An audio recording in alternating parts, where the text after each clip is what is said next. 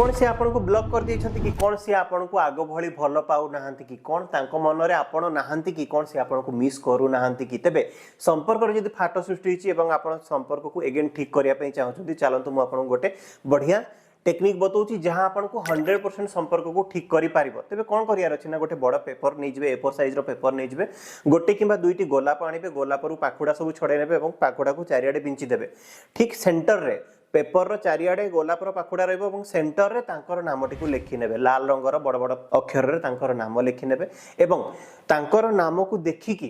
continuously ए मंत्र को आपन को उच्चारण करिया को पड़िबो तबे मंत्रटी होची ओम प्रेम कामदेवाय नमः ओम प्रेम कामदेवाय नमः ओम प्रेम कामदेवाय नमः